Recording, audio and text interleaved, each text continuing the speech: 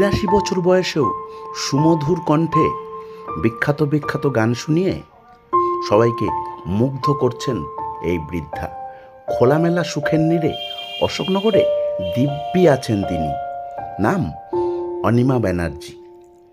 আদতে সন্তোষপুরের বাসিন্দা। দুই ছেলেই কর্মসূত্রে ব্যস্ত জীবন, আর ফাঁকা ফ্ল্যাটে অনিমা দেবীর মোটেই থাকতে ভালো লাগে না। সে কারণেই প্রথমে মধ্যম গ্রামের এক বৃদ্ধাবাসে ছিলেন। পরে 3 মাস হলো এসেছেন অশোকনগরে। অশোকনগরের সুখের নীড়ে দিব্যি আছেন গায়িকা ঠাকুমা। হ্যাঁ, এখন এই নামেই ওনাকে ডাকছেন বৃদ্ধাবাসের কর্মীরা। মাঝে মাঝেই ওদের আবদারে গেয়ে ওঠেন, আবার কখনো নিজের মনেও গেয়ে ওঠেন। সেই গানের মধ্যে কোথাও কি একটু বেদনার ছায়া আছে? তিনি অবশ্য তা মানতে রাজি নন। তিনি বলছেন, দিব্যি আছি। কিন্তু শ্রোতা দর্শক, আপনারা শুনে অবশ্যই জানাবেন এই গানের মধ্যে কোনো বেদনা আছে কি না। অনিমা দেবী জানালেন তার এক ছেলে আহমেদাবাদ আর এক ছেলে কলকাতাতেই আছেন। তারা নিয়মিত ফোন করেন, খোঁজ খবর নেন মায়ের।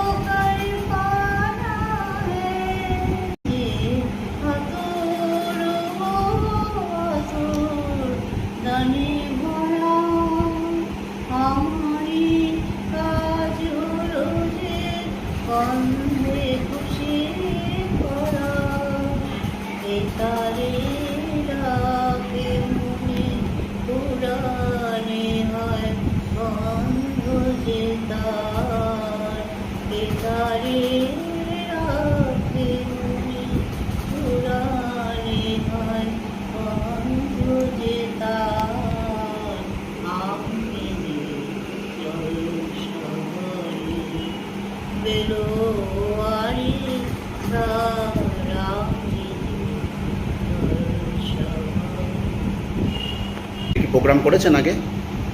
হ্যাঁ, করেছি, ডেকেছে অনেকে। কোথায় কোথায় করেছেন? ওই আমাদের পাড়ায় করেছি।